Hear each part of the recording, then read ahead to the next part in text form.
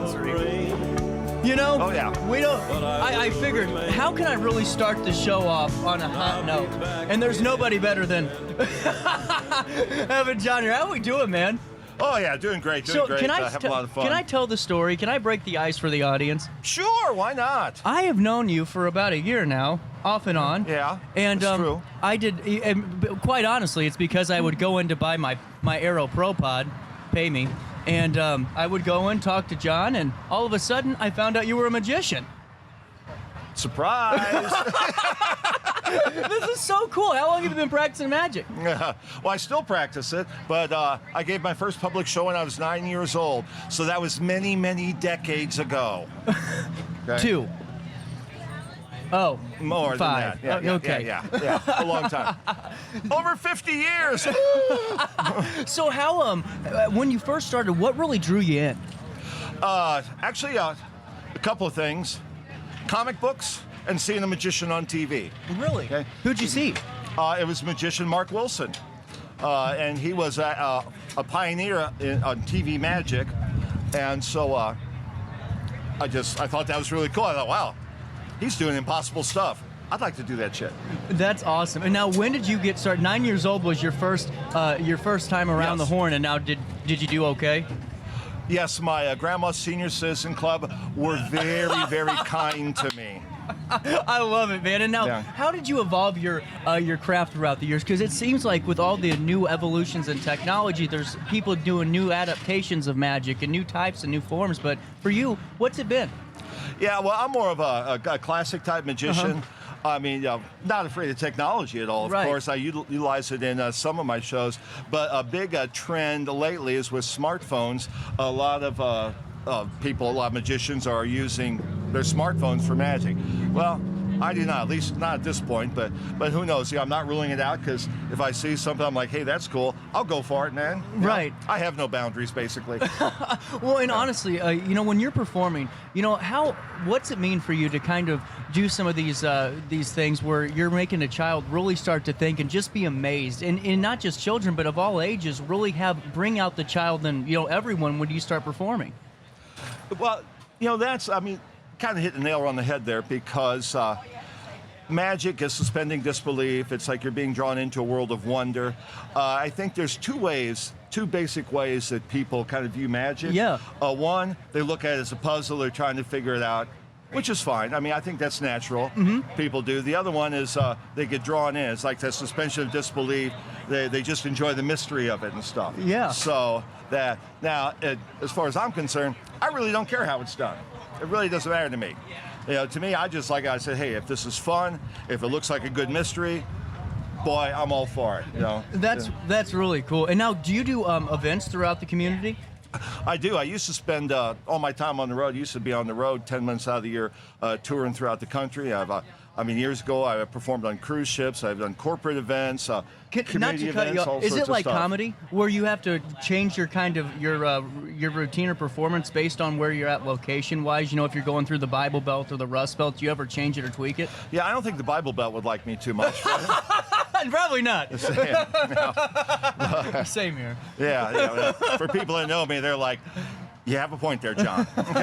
But does it change demographically or geographically? I would say, if I'm doing something and it's mostly kids, Yeah. Well, obviously it's going to be much different. But also, more of my specialty nowadays is family-oriented shows. So it doesn't matter if it's a kid or grandpa and grandma there. Everybody can enjoy and have fun. Even some of the stuff I do, which is a little edgy, that has some elements of danger. It's like, kids, don't be idiots and try this, because you'll die. Okay? Right. And in most cases, that works. As far as I know, I'm only responsible for less than half a dozen children deaths. Well, that's good. Not really. I'm making that up. I'm serious. I love kids. Never harm anyone. Love them. Whenever you stopped touring for the 10 months out of the year, Yeah. Did you miss it at all, or was it just time to take a breath? Because that's a lot of traveling.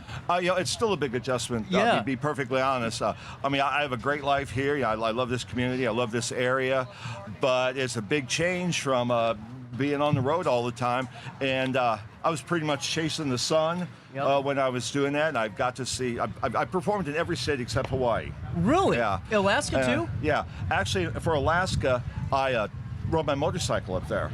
Yeah, That's awesome, rode man. my Harley up there with one of my nephews and one of his buddies. We did a 21-day, 10,000-mile trip, and while I was up there, of course, I was performing magic and stuff. It's great because I've been able to see so much and meet so many people, and I can be almost anywhere, and somebody will talk about something back home. I'm like, oh yeah, do they still have this? And they look at me like, how would you know that? They're like, well, I spent a lot of time on the road.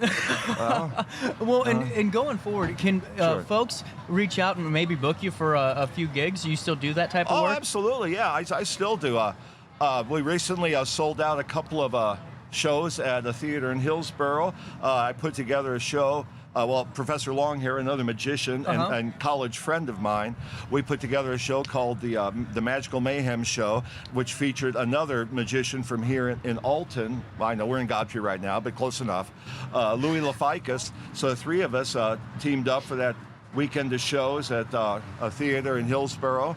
We're also going to take the Magical Mayhem Show to the St. Louis Fringe Fest later this summer. That's a fun festival. Yeah, I've never done it before, so that's a new thing for me. I do shows at senior communities.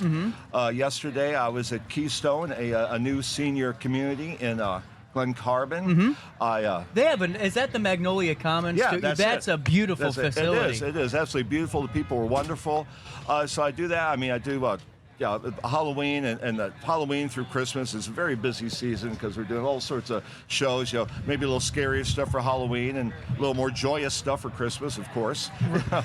Well, or it could be vice versa, depending on your audience too. I guess. Yeah, that'd be a little twisted, which Krampus. might fit. Might fit, CJ. Might fit. How do we reach out? What's the phone number, Facebook page?